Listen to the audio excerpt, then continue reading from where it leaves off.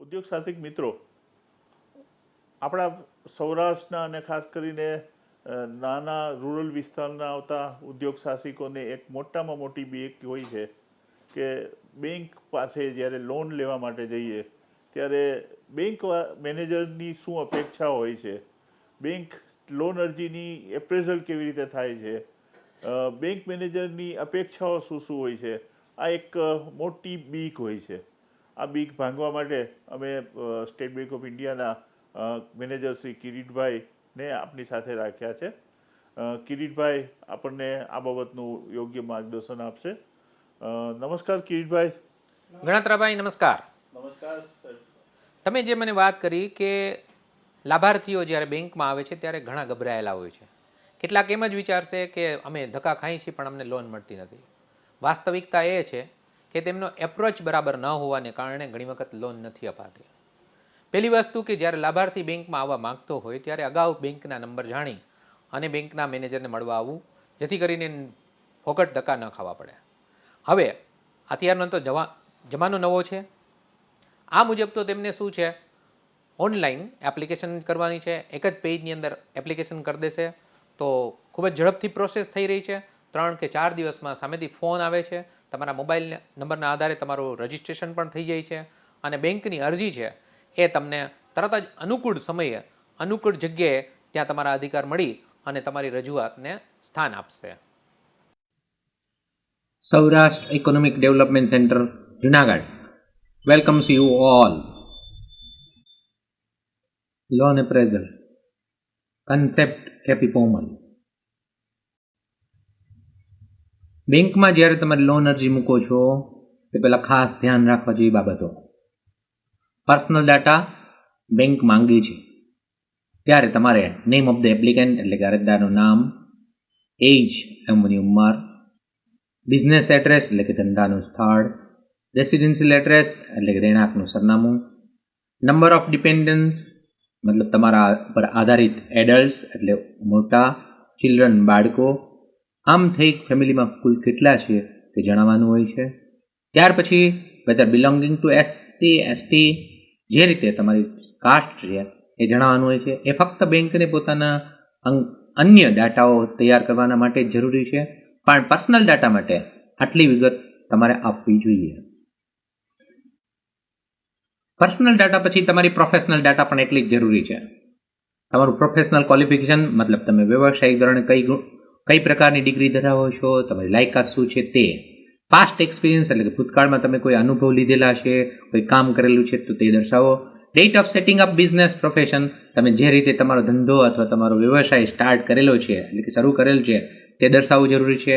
Factor assuring the applicants of successful business, કઈ રીતે તમે બિઝનેસમાં સફળ થાવ છો તે બાબતો તમારે જરૂર વર્ણવવી પડે છે. If the applicant is partnership firm, data on each partner to be furnish, મતલબ કે તમે જો અરજદાર એક કરતાં વધારે હોય એટલે કે પાર્ટનરશિપ ફર્મ હોય તો દરેક પાર્ટનર માટેની અલગ અલગ માહિતી તમારે રજૂ કરવી પડે છે. એપ્રેઝલ ફોર્મની અંદર પાસ્ટ ઇન્કમ એન્ડ એક્સપેન્સીસ મતલબ કે ભૂતકાળમાં તમારી આવક અને તમારા ખર્ચાઓ તમારે દર્શાવવા પડે છે. એટલે કે average monthly income in the past year, ગયા વર્ષે તમારી મંથલી આવક એવરેજ કેટલી હતી તે, એવરેજ મંથલી એક્સપેન્સીસ મતલબ મહિના દરમિયાન થયેલા ખર્ચ, net saving per month after tax, tax ભર્યા પછી તમારી ચોખ્ખી બચત કેટલી થઈ છે પર મહિને એ બતાવવાની છે. Particulars of income tax and sale tax assessment, તમે જ્યારે સેલ ટેક્સ કે ઇન્કમ ટેક્સ ભરતા હો અથવા ભરવાપાત્ર થતા હોય તો કેટલી રકમ ભરેલી છે તેની પણ જો વિગત હોય તો તમારે દર્શાવવી જરૂરી છે.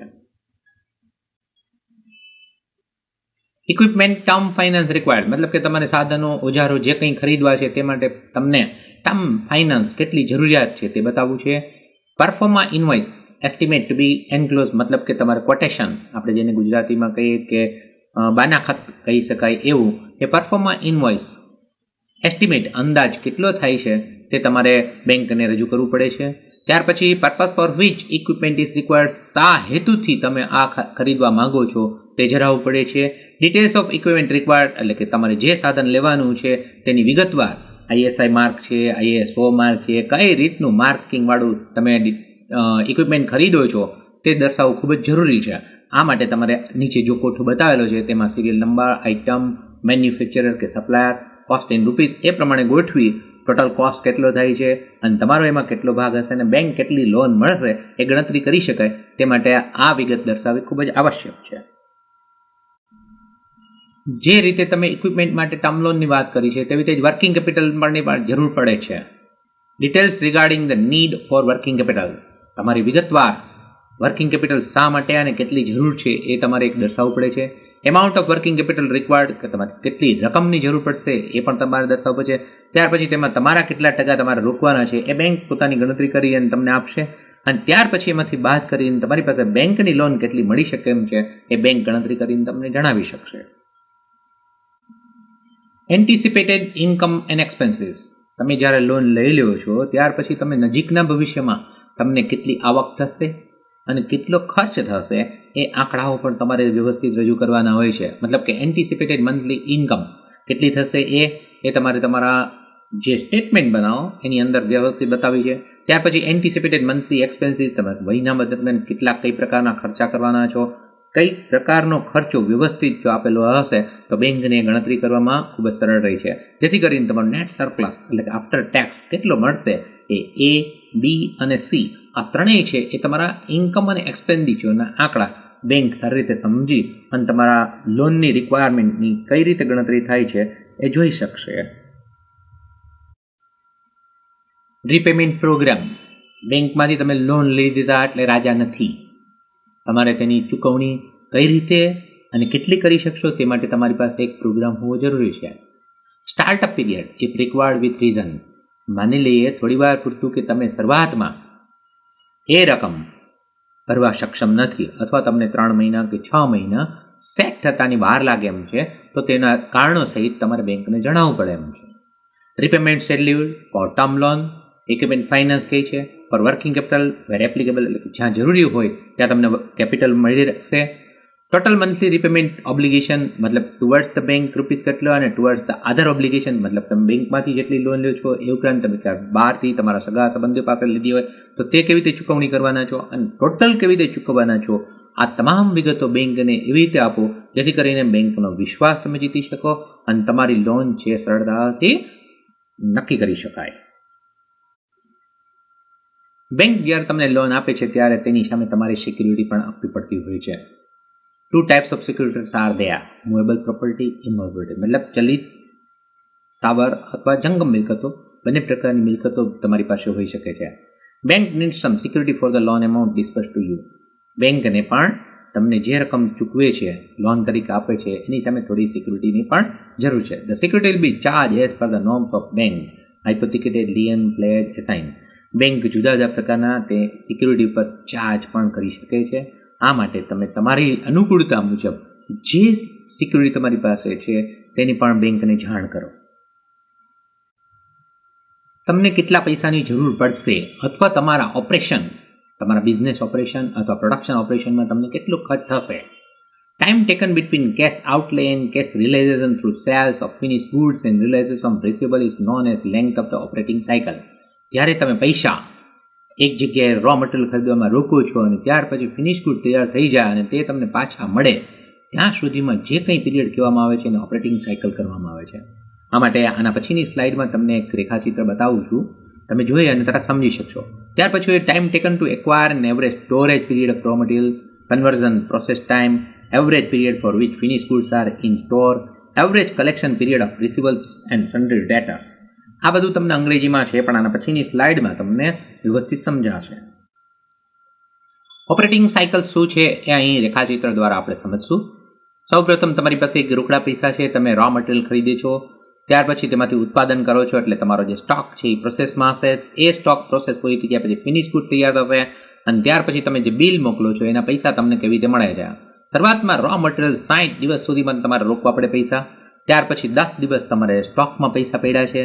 ત્યાર પછી જે પૈસા તમારો ગુડ પ્રોસેસ થઈ ગયો છે ફિનિશ થતા લગભગ 20 દિવસ લાગે અંદાજે કહીએ છીએ આ બધું.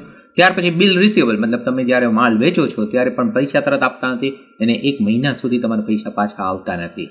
આમ જોઈએ તો તમે ગણતરી કરી શકો તો તમારી જે ઓપરેટિંગ સાયકલ છે 60 + 10 + 20 + 30 કુલ 120 દિવસની થઈ શકે. એટલે કે 3 સાયકલ્સ ઇન અ યર, મતલબ કે તમને 4 મહિનામાં આ પૈસા ફરીથી ઓપરેટિંગમાં આવી શકે છે. અગાઉ તમે જે સમજી ગયા છો કે ઓપરેટિંગ સાયકલ શું છે, તેની ગણતરી કઈ રીતે થાય છે, એક ઉદાહરણ દ્વારા સમજીએ છીએ કે તમને વર્કિંગ કેપિટલ કઈ રીતે મળી શકે છે, ક્રેડિટ ફેસિલિટી કઈ રીતે બેંક આપે છે. ખાલી એક ઉદાહરણ છે, બાકી તો રો મટીરિયલ છે અને કેટલો સમય જોઈએ છે, વર્કિંગ પ્રોસેસમાં કેટલા વીક જોઈએ છે, ફિનિશ ગુડ્સ માટે કેટલા વીક જોઈએ છે, તમારા રિસીવેબલ એટલે કે બિલ બની ગયા પછી પૈસા ક્યારે પાછા આવે છે, અને આ ઉપરાંત એક મહિનાનો કેટલો ખર્ચ થાય છે, એ બધું તમે અહીંયા સમજાવ્યું છે. એક ઉદાહરણ છે કે યુનિટ એબીસી પાસે ક્રેડિટ ઓન પરચેઝ 80,000 છે, એન્ટીસિપેટ મંથલી સેલ્સ 200 છે, cost of production per month 190 છે, cost of raw material per month 150 છે, એડવાન્સ પેમેન્ટ ફ્રોમ કસ્ટમર 30 છે. મતલબ કે તમારી પાસે આ બધી માહિતી આપેલી છે. આ બધી માહિતી તમે જો સમજી લો અને બેંકે નક્કી કરેલું છે કે બધામાં રો મટીરિયલમાં 25% માર્જિન રાખે છે, વર્ક ઇન પ્રોગ્રેસમાં પણ 25% માર્જિન રાખે છે, ફિનિશ ગુડમાં 25% માર્જિન છે, રિસીવેબલમાં 33 છે, પણ એક્સપેન્સીસ છે તમને 16% આપે અને બેંક પોતાની ક્રેડિટની ગણતરી કરીને તમને આપશે. જે અહીં આંકડા આપેલા છે તે બરાબર સમજી લેશો તો આના પછી તમે ગણતરી કઈ રીતે કરેલી છે એ તમને તરત સમજાઈ જશે અને તમે કેટલા માટે કેશ ક્રેડિટ માટે લાયક બની શકો છો એ તમે તમારી રીતે પણ નક્કી કરી શકો છો. અહીં તમે જોઈ શકો છો કે રો મટીરિયલમાં પરમિસેબલ લિમિટ 1,13,000 છે, વર્કિંગ પ્રોગ્રેસમાં 71,000 છે, ફિનિશ ગુડમાં 71,000 છે, રિસીવેબલમાં 134 છે, એક્સપેન્સીસ 0, મતલબ ટોટલ 3,89,000 તમારી લિમિટ થઈ શકે એમ છે. તમારી વર્કિંગ કેપિટલ રિક્વાયરમેન્ટ 5,70,000 ટોટલ બતાવેલી છે.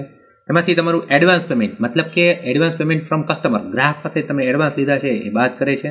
ત્યાર પછી ક્રેડિટ ઓન પરચેઝ મતલબ તમે જે માલ ઉધાર લીધો છે 80,000નો એ તમારે બાદ કરવાનો છે. ટોટલ વર્કિંગ કેપિટલ રિક્વાયરમેન્ટ 4,60,000 થાય છે. તમારી બેલેન્સ શીટમાં બતાવ્યું છે કે તમારા પાસે લિક્વિડ સરપ્લસ મતલબ કે 50,000 તમારા પાસે સરપ્લસ છે, મતલબ નેટ ડેફિસિટ 4,60,000માંથી 50 બાદ કરતા 4,10,000ની તમારી વર્કિંગ કેપિટલ રિક્વાયરમેન્ટ છે. પરમિસેબલ લિમિટ મુજબ 3,89,000 એટલે કે 3,90,000 મતલબ બેમાંથી જે કંઈ એક ઓછું હશે એ તમારી કેશ ક્રેડિટ લિમિટ બની શકે છે. મતલબ તમારે આ ગણતરીને ધ્યાનમાં રાખી તમારી પાસે મંથલી સેલ્સ, મંથલી પરચેઝ, પછી રો મટીરિયલ અને એડવાન્સ રિસીપ્ટ અથવા ક્રેડિટ પરચેઝ આ બધા ફિગર એવી રીતે સરખી રીતે તૈયાર કરો જેથી કરીને બેંક સારી રીતે ગણતરી કરી અંતિમ લિમિટ સેન્કશન કરી શકે. તો કિરીટભાઈ, ઘણી વખત એવું થાય છે કે બેંક મેનેજર પાસે એન્ટરપ્રેનર્સ જાય, ઉદ્યોગ સાહસિક જાય ત્યારે બેંક મેનેજરની સાયકોલોજીકલ, ઓફિશિયલી તો ક્યાં ક્યાં ડોક્યુમેન્ટ દેવાની એ તો આપણે વિગત આપી જ છે, એ તો છે જ આપણી પાસે, પણ એ સિવાય સાયકોલોજીકલ તમારી પાસે તમારી અપેક્ષાઓ શું હોય છે એઝ એ બેંક મેનેજર? તમે ઉદ્યોગ સાહસિક પાસેથી કયા એપ્રોચની અપેક્ષા રાખો છો? કેવો ઉદ્યોગ સાહસિક હોવો જોઈએ એવી તમારી અપેક્ષા હોય છે? એક, દરેક ઉદ્યોગ સાહસિક એમ જ માને છે કે મને લોન મળવી જ જોઈએ. ખરેખર ઉદ્યોગ સાહસિક પોતાની ક્રેડિટ વર્ધીનેસ એટલે કે પોતાની પાસે શું છે અથવા પોતાની પાસે જે ક્રેડિટ છે એ જ્યાં સુધી અમારી પાસે રજૂ ના કરી શકે ત્યાં સુધી અમે એનું એપ્રેઝલ કરી શકતા નથી. આ માટે અમારી પાસે જે ઘણા બધા એપ્રેઝલ ફોર્મ હોય છે એમાં એના ડાટા ફીડ કરવાના હોય છે. ઘણી વખત જે એનો પ્રોજેક્ટ પણ એવો વયાબલ ના હોય કે જે પ્રોજેક્ટની અંદર જે રો મટીરિયલ છે કે ફિનિશ ગુડ છે એ મળવાપાત્ર ન હોય અથવા એનું વેચાણ ન થઈ શકતું, એનું માર્કેટ પણ જ્યાંથી ન હોય, ટ્રાન્સપોર્ટેશન વધારે થતું હોય અથવા એ ભૂતકાળમાં બેંકને એ કડવો અનુભવ થઈ ચૂકેલો કે આ એક્ટિવિટીઝ છે એ વયાબલ નથી, ત્યારે આવા પ્રોજેક્ટ બેંક સ્વીકારી શકતી નથી. માટે એક વસ્તુ ધ્યાન રાખવી, જ્યારે પણ લાભાર્થી બેંક પાસે પહોંચે છે ત્યારે એક તો પેલા પ્રોજેક્ટ જે કંઈ એને ઇમ્પ્લિમેન્ટ કરવો છે તેનું પૂરેપૂરું જ્ઞાન હોવું જોઈએ, રો મટીરિયલની અવેલેબિલિટી, એના પછી જે પ્રોડક્ટ છે એ વેચાણ, એનું માર્કેટ, એને ત્યારે બધો ખ્યાલ હોવો જોઈએ. બેંક તમારી પાસે સિક્યુરિટી તો માગે જ છે પણ સાથે સાથે તમારો બિઝનેસ છે ફક્ત 1 કે 2 વર્ષ પૂરતો જ ચાલે એવું નથી ઈચ્છતી, પણ એ જે વ્યવસાય તમે શરૂ કરો એમાંથી ઘણાને રોજીરોટી મળે અને તમે પણ ભવિષ્યની અંદર આજે એક જ જગ્યાએ રહી અને થોડું જ કમાવો એવું નથી, પણ મોટા ઇન્ડસ્ટ્રીમાં આગળ વધી શકો અને તમારો વેપાર વિદેશ સુધી પહોંચાડી શકો એવી બેંકને ભાવનાઓ હોય છે. બેંક સિક્યોરિટીમાં કોલેટર સિક્યોરિટી અથવા તો થર્ડ પાર્ટી ગેરંટીમાં કેટલી અપેક્ષા રાખે છે, કેવી અપેક્ષા રાખે છે? સામાન્ય રીતે 25,000 કે 5 લાખ સુધીની જે કંઈ લોન છે એમાં બેંક ક્યારેક સાદી ગેરંટી માંગે છે, થર્ડ પાર્ટી ગેરંટી માંગે છે તો પોતાની પાસે જો સિક્યુરિટી ના હોય તો જ. પણ જો પોતાની સિક્યુરિટી હોય, જાણે પોતાનું મકાન છે, ફેક્ટરી છે, પ્લાન્ટ, મશીનરી, એ જે કંઈ લોનમાં લે છે એ બધી તો તારણમાં મુકાઈ જાય છે. પણ જ્યારે મોટા પ્રોજેક્ટ હોય છે થોડા, તો તેમાં શું છે, બેંક કોલેટર સિક્યુરિટી માંગે છે. એટલે કે કોઈ જામીન, સદ્ધર જામીન હોય કે જેની પાસે કોઈ બિલ્ડિંગ, લેન્ડ હોય તો એ તેમને જામીન મૂકવાનું કહેવામાં આવે છે. સરસ કિરીટભાઈ, આપે બેંકની બીક અમારી દૂર કરી, અમારા ઉદ્યોગ સાહસિકોને જે બેંક વિશેની જે બીક હતી કે એ બીક આજે આપના આ લેક્ચર ઉપરથી ઘણી મોટા ભાગે દૂર થશે. તો આપનો ખૂબ ખૂબ આભાર.